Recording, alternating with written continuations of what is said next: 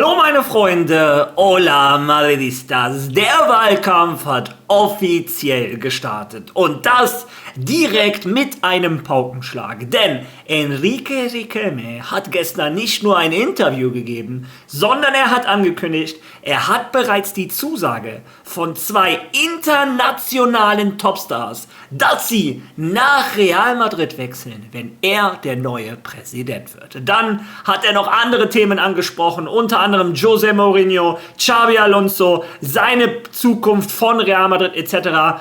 Die Highlights davon habe ich für euch mal in diesem Video so ein bisschen zusammengefasst. Und ihr habt es wahrscheinlich im Thumbnail gesehen, Arda Güler braucht eure Hilfe. Wie und warum erfahrt ihr in diesem Video. Viel Spaß dabei.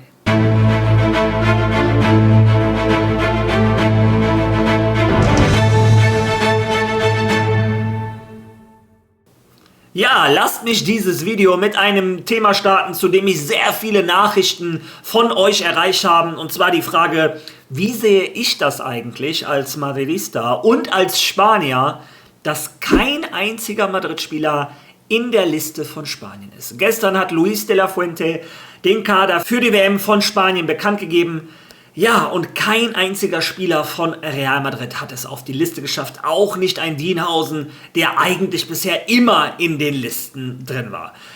Ja, und mein erster Gedanke war, als ein Florentino Perez vor 2 Wochen auf die Bühne gegangen ist und gesagt hat, in Spanien gibt es eine Kampagne von der Presse gegen Real Madrid und gegen ihn, lag er nicht so falsch. Ein Luis de la Fuente ist ein Typ, der gestern in der Pressekonferenz von Spanien, die ging eine Stunde oder was auch immer, jeden einzelnen Journalisten mit dem Vornamen angesprochen hat. Der kannte jeden einzelnen Journalisten persönlich. Der ist also sehr, sehr pressenah. Punkt Nummer 1. Ja, und dass in der spanischen Presse eine unglaubliche Pro-Barcelona-Propaganda läuft, ich glaube, das überrascht keinen. Ich hatte euch ja damals auch die Zahlungen von den FC Barcelona an die Presse gezeigt. Ja, und diese Kampagne scheint ihre Wirkung zu zeigen. Und ich sage jetzt hier nicht, dass ein Hausen eine überragende Monstersaison gespielt hat oder ein Gonzalo oder was auch immer. Aber es ist schon sehr auffällig, dass in dieser Liste für Spanien Spieler sind, wie zum Beispiel ein Gavi, der, ich glaube, gerade einmal 700 Minuten in der ganzen Saison gespielt hat. Und ein Pedro Fornals spielt bei Betis Sevilla die Saison seines Lebens und wird nicht nominiert. Oder der nimmt einen Alex Baena mit, der bei Atletico Madrid die gesamte Saison auf der Bank war. Und seine Argumentation war, der hat dieses Gewinnergehen, diese Aggressivität, die wir brauchen. Und ein Dani Carvajal nicht. Also ich bin der festen Überzeugung, ich würde alles, fast was ich habe, darauf setzen, wenn Dani Carvajal eine Legende wäre vom FC Barcelona, wäre der bei dieser Liste. Aber als Madrid-Spieler hast du es in Spanien nun mal schwerer. Ihr könnt einen Gonzalo fragen etc., was der alles machen muss, damit er da mal nominiert wird. Und falls jemand sagt, ich fantasiere mir irgendetwas zusammen, naja, ihr kennt mich, ich habe ja meistens Beweise, wenn ich so etwas behaupte. Ich weiß nicht, ob es ein konkreter Beweis ist, aber ihr könnt ja selber eure Meinung daraus schließen. Am Wochenende war das Finale der Copa de Campeones, Real Madrid A-Jugend gegen die A-Jugend vom FC Barcelona. Und Real Madrid hat mit Sicherheit viele Personen, die hier und da anecken, die man nicht mögen kann. Aber Emilio Butragueño ist garantiert keiner davon. Emilio Butragueño wird sogar von den Gegnern respektiert, ist einer der berühmtesten Personen im spanischen Fußball, einer der besten Fußballer, den Spanien je herausgebracht hat. Und er war als Repräsentant von Real Madrid in diesem Finale. Und schaut euch mal an, wie Luis de la Fuente ihn begrüßt hat. Oder besser gesagt, ihn nicht begrüßt hat. Ja, so, wer kennt es nicht, wenn man durch die Stadt spazieren geht und da irgendeiner auf der anderen Seite ist, auf den man gar keinen Bock hat und man tut so ganz schnell, also nee, ich hab ganz, also, Luis de la Fuente und Real Madrid sind keine großen Freunde. Naja, mag auch daran liegen, dass er sehr guter, sehr großer Freund von der Presse ist. Mal schauen, wie die Presse mit ihm umgeht, falls es irgendwann mal nicht so läuft, wie er es gerne hätte. Aber als Madrid-Fan sage ich sage genau das Gleiche, was ich bei Trent Alexander-Arnold gesagt habe. Für die Jungs tut es mir natürlich leid, das ist eine Erfahrung, die mit Sicherheit gerne mitgenommen hätten.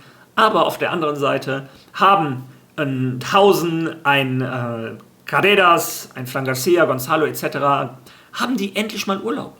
Und haben die endlich mal eine Vorbereitung von Anfang an. Ich glaube, José Mourinho hat sich gefreut über dieses Announcement, kann er mit der Abwehr fast mit der kompletten Abwehr von Anfang an arbeiten. Und ja, bin ich gespannt, ob dieser Schuss nicht irgendwann nach hinten losgeht für die spanische Nationalmannschaft. Aber Schluss jetzt damit. Ihr wolltet meine Meinung wissen, das ist meine Meinung. Kommen wir jetzt zu Real Madrid und kommen wir zu einem Spieler, wo ich euch letzte Woche berichtet hatte, dass José Mourinho ihn unbedingt haben möchte, und zwar einen Morten Hjulmand.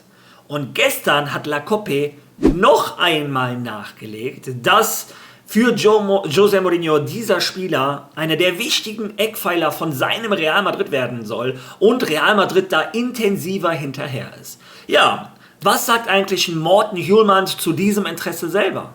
Hören wir uns mal an, was er vor dem Pokalfinale gesagt hatte.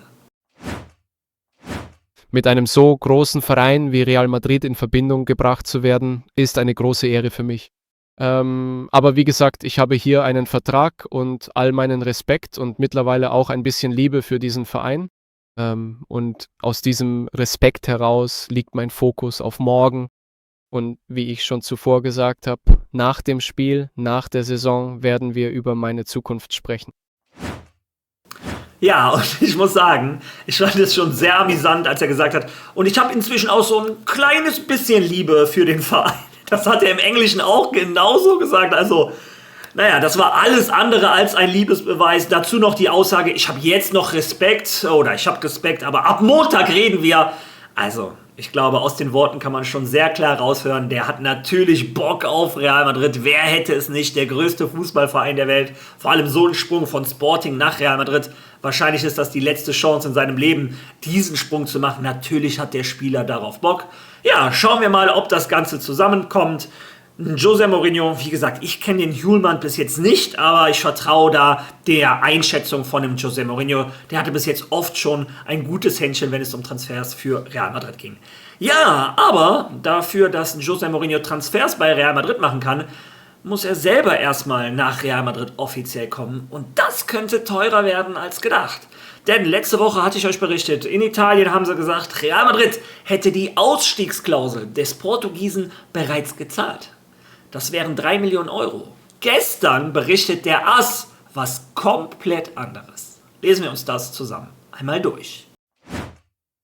Mourinhos Ablösesumme beträgt nun 15 Millionen. Die Ausstiegsklausel läuft diesen Dienstag aus und seine Verpflichtung wäre doppelt so teuer. Die Spannungen in Lissabon bezüglich seiner Situation sind auf ihrem Höhepunkt. In Lissabon spitzt sich die Lage um Mourinho zu. Seine ungewisse Zukunft bei Benfica, wo er trotz seines bevorstehenden Abschieds weiterhin Trainer ist, beherrscht in den letzten Tagen die portugiesische Sportseiten. Grund dafür ist seine Ausstiegsklausel. Die Klausel, die ihm einen Wechsel für 7 Millionen Euro ermöglichte, läuft am Dienstag, den 26. Mai aus. Ab diesem Zeitpunkt kostet ihn sein Abgang 15 Millionen Euro. Das entspricht seinem Bruttogehalt und der Summe, die Real Madrid zahlen muss. Verhandlungen sind jedoch nicht ausgeschlossen und es besteht die Möglichkeit, dass der spanische Klub die Ablösesumme senkt.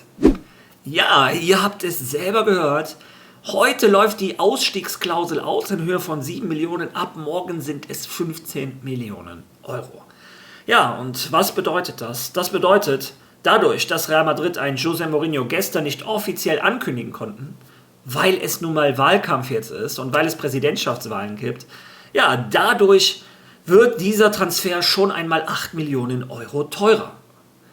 Und viele machen dem Enrique Riquelme jetzt den Vorwurf, dass er dem Verein jetzt schon Geld kostet. Auf der anderen Seite muss man aber auch ehrlicherweise sagen, dass ein Florentino Perez ja diese Wahlen annonciert hat. Und er musste ja wissen, wenn er diese Wahlen annonciert, dass sich theoretisch jemand dahinstellen kann. Ja, also wie gesagt, ich finde, man kann Enrique Riquelme dafür jetzt nicht die Schuld geben alleine. Ein Florentino Perez hat gesagt, er hat die Wahlen angekündigt, also er ist dieses Risiko eingegangen und er hat auch ganz offen kommuniziert, ja, stellt sich, ich möchte, dass man sich mir stellt. Ja, und dann darf man sich nicht wundern, wenn auch einer sagt, weißt du was, dann stelle ich mich dir. Ja, und wer sich einem Florentino Perez stellt, ist ein Enrique Riquelme. Und zunächst einmal Respekt dafür. Also jeder weiß, glaube ich, auf der gesamten Welt, Florentino Perez ist Real Madrid und der ist absoluter Top-Favorit und Enrique Riquelme ist ganz, ganz, ganz, ganz krasser Außenseiter. Ich glaube, er kann machen, was er will. Ich glaube, Jürgen Klopp, Haaland, Olise, Lamine Yamal, alle zusammen könnten sagen, ja, wir kommen zu Enrique Riquelme und trotzdem würde Florentino Perez gewinnen. So sicher bin ich mir eigentlich. Aber trotzdem, ein Enrique Riquelme, ich hatte euch berichtet, der hatte vorgestern ein Interview im Marca gegeben und gestern hat er ein Interview gegeben für den ABC. Ausgerechnet für den ABC. Die Zeitung, die so hart von Florentino Perez in der Pressekonferenz angegriffen wurde. Ja, wo und Florentino Perez auch gesagt hat, seit 40 oder 50 Jahren ist der da Kunde und der kündigt jetzt sein Abonnement. Und ausgerechnet da, Enrique Riquelme gibt da sein Interview. Das war schon ein kleiner Nadelstich meiner Meinung nach in Richtung Florentino Perez. Ja, und dieses Interview fand ich noch einmal interessanter als das von Marca. Da habe ich jetzt 6, 7 Stunden meines Lebens umsonst dran gearbeitet an dem Interview. Weil das Interview gestern war es zum ersten Mal, nachdem das Wahlkomitee ihn akzeptiert hat als Präsidentschaftskandidat. Das heißt, er war schon wesentlich offener zu einigen Themen. Ja, und der hat mal direkt eine Bombe rausgehauen. Hören wir da zusammen. Einmal rein. 2 große internationale Stars für Real Madrid unter Vertrag. Spieler oder auch Trainer? 2 Spieler. Und wir arbeiten gerade am Bereich der Trainer. Wenn Sie verpflichtet sagen, meinen Sie eine mündliche Einigung oder eine Unterschrift oder was? Eine Vereinbarung, dass, wenn ich Präsident von Real Madrid bin, es 2 große Stars gibt. Internationale. Internationale, die spielen werden bei Real Madrid und sie sind nötig für das sportliche Projekt auf kurze, mittlere und lange Sicht von Real Madrid. Werden Sie sie in diesen 2 Wochen ankündigen oder nicht? Wahrscheinlich ja. Ja, ihr habt es gehört. 2 internationale Topstars haben ihm schon zugesagt, wenn er Präsident wird von Real Madrid, kommen sie nach Real Madrid. Und er hat auch gesagt, er wird sehr wahrscheinlich die Namen nennen innerhalb der nächsten 2 Wochen. Ja, bin ich gespannt. Und im Endeffekt frage ich mich auch, jetzt stellen wir uns mal vor, es ist tatsächlich, ich spinne mir hier irgendwas zusammen, aber sagen wir mal, es ist ein Erling Haaland, weil der wird hier häufiger genannt. Und jetzt kommt in den nächsten 2 Wochen raus, Erling Haaland hat sein Wort an Real Madrid gegeben. Ja, warum sollte ein Florentino Perez denn danach nicht zu Erling Haaland gehen und sagen, hör mal, ich habe zwar gewonnen, aber du wolltest doch eh nach Madrid. Also, keine Ahnung, das ist so mein naives Denken. Wenn ein Spieler nach Madrid will, glaube ich, will er nach Madrid und da ist es ihm egal, wer da gerade Präsident ist. Und ich glaube auch nicht, wie gesagt, in dem Fall, dass ein Haaland sagen würde, nee, nur bei Riquelme, bei dir nicht, Florentino. Also kann ich mir nicht vorstellen. Naja, im Endeffekt sind diese Wahlen vielleicht doch sehr, sehr gut für Real Madrid. Danach hat er aber auch nochmal klar gemacht, viele seiner Interviews, wie gesagt, er hat keinen leichten Stand, der Enrique Riquelme. Ich verstehe es. Ich sehe es ja genauso. Der ist nicht mein Favorit. Ich drücke Florentino Perez die Daumen. Trotzdem versuche ich in meinem Job als Influencer oder als Content Creator für Real Madrid, versuche ich immer ehrlich zu sein. Und er hat gestern zum Beispiel ein Interview gegeben, oder in diesem Interview hat er gesagt, das Hauptaugenmerk bis Mittwoch, also bis morgen, soll eine Veränderung sein für den Socio, für die Mitglieder. Und er sagt, es ist die größte Veränderung in der Vereinsgeschichte von Real Madrid in 120 Jahren. Der hat hier und da schon so ein bisschen durchblicken lassen. Der hat gesagt, was bringt es dir eigentlich, wenn du Socio bist von Real Madrid? Du kriegst 15% Discount auf Trikots. Und einmal im Jahr oder zweimal im Jahr eine Karte von Real Madrid. Die Geburtstagskarte kommt auch noch immer zu spät. Aber er sagt, es kann nicht sein, dass wir ein Stadion umbauen für 1,7 Milliarden, das hat er behauptet, und am Ende als Socio hast du den Sitz, der noch enger ist als der vorher. Du kannst als Socio nicht die wiederverkauften Karten von den anderen Socios kannst du nicht kaufen. Ich kenne keinen Socio, sagt er, der jemals in diesem Pool eine Karte gekauft hat.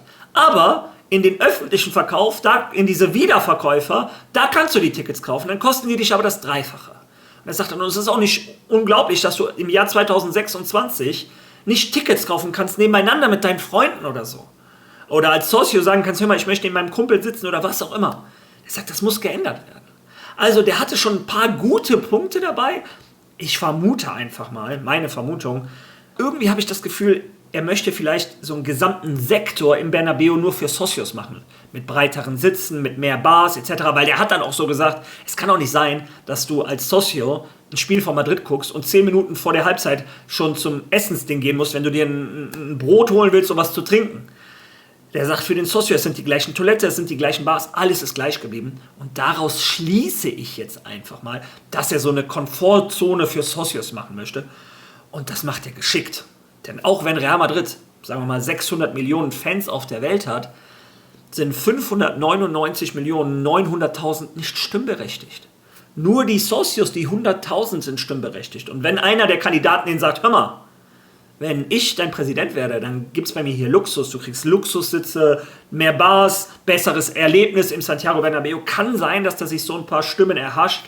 Vor allem auch mit diesem Announcement, dass die besten Spieler der Welt nach Real Madrid kommen müssen. Zu José Mourinho wurde er gefragt und der hat gesagt, José Mourinho, ich bin nicht Mourinhista, ich bin nicht Anti-Mourinhista, ich bin Madridista, hat er gesagt. José Mourinho kann in bestimmten Punkten ein guter Trainer sein, aber ich suche ein Trainerprofil für ein neues Projekt, für die nächsten 10, 15 Jahre. Kein Pflaster, was zurzeit die Probleme bei Real Madrid kurzfristig bekämpft, sondern ich suche ein langzeitiges Projekt.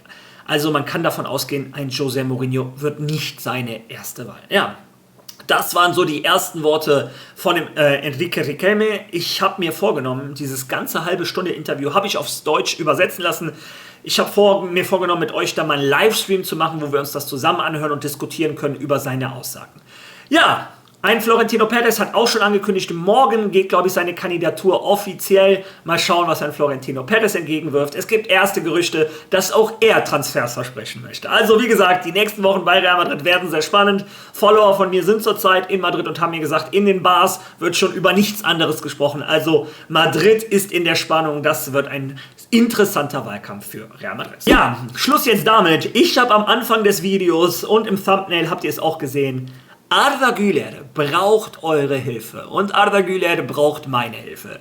Doch viele von euch sind hier nur Madrid-Fans und keine Arda Güler-Fans, alles akzeptabel, aber selbst die werde ich jetzt mit diesem Video überzeugen, dass sie diesem Jungen helfen werden. Und zwar, ich zeige euch die Ansprache von einem Dani Carvajal vor seinem letzten Spiel bei Real Madrid. Und achtet insbesondere auf die letzten 5 Sekunden, wo er sagt, das Beste auf der Welt ist es, für Real Madrid zu spielen. Sowas in der Art sagt er. Und schaut mal auf die Reaktion von allen Spielern und insbesondere auf die Reaktion von Arda Güler. Los geht's, meine Herren. Los geht's, Jungs. Vielen Dank an euch alle, wirklich. Es ist ein echtes Privileg, die Kabine mit euch geteilt zu haben. Ihr seid der Wahnsinn. Wir werden wieder gewinnen, da bin ich sicher. Das ist Real Madrid. Und noch ein kleiner Ratschlag.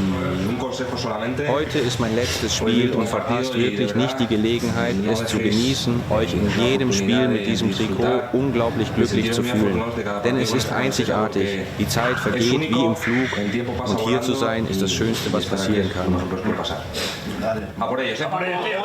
Ja, als er sagt, es ist das Beste oder das Größte für Real Madrid zu spielen, ist Arda Güler der Einzige, der nickt. Der Einzige, der das bestätigt. Dieser Junge ist mehr Madridista als du und ich zusammen wahrscheinlich. Arda Güler, wie gesagt, der hat auch nie einen Hehl draus gemacht. Er wollte sich bei Real Madrid durchsetzen. Und diese Momente, die ihn für mich noch besonderer machen. Ich habe immer gesagt, ich muss das Gefühl bei meinen Spielern haben, dass der für Madrid sich zerreißt. Und wenn ich so etwas sehe, wo er nicht weiß, dass er der Einzige ist, der sowas machen wird, so etwas, keine Ahnung, das packt mich komplett. Bin ich gespannt, was eure Meinung dazu ist. Ja, und wofür braucht ihr jetzt genau eure Hilfe? Und sogar im doppelten Sinne. Denn Hilfe Nummer 1, Arda Gülers Traumtor beim 5:1 gegen Elche, wenn ich mich nicht täusche, aus fast 70 Metern, ist natürlich zur Wahl des Tor des Jahres von La Liga. Und da könnt ihr auf der offiziellen La Liga-Seite abwählen. Ich bin der Meinung, ob ihr da abstimmen geht oder nicht, ich glaube, das gewinnt der sowieso. Trotz alledem, wenn ihr schon mal da seid, unterstützt den Jungen für dieses absolute Traumtor. Und hier braucht ihr jetzt wirklich eure Hilfe, denn die Liga wählt auch den U23-Spieler der Saison und da liegt er gerade mit einigen Prozenten hinter Fermín López.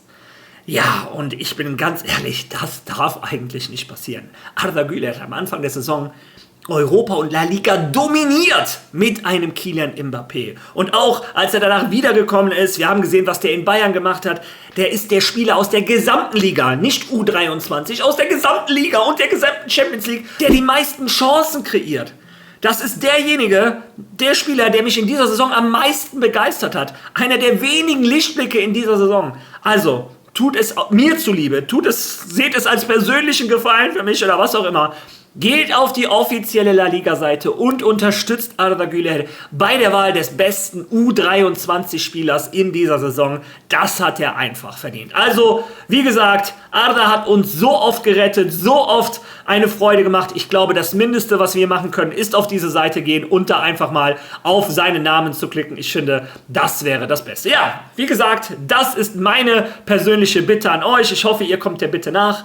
Wenn ich schon mal beim Bitten bin, dann kann ich auch direkt danach bitten, lasst bitte unter diesem Video ein Like, kommentiert dieses Video, hypen, damit Arda Güler möglichst viel Unterstützung bekommt. Und wer noch kein Follow da gelassen hat, klickt drauf, unterstützt mich und diesen Kanal ungemein. Und ich würde vorschlagen, wir sehen uns morgen wieder. Hoffentlich mit viel mehr Stimmen für Arda. Also, bis dahin. À la Madrid!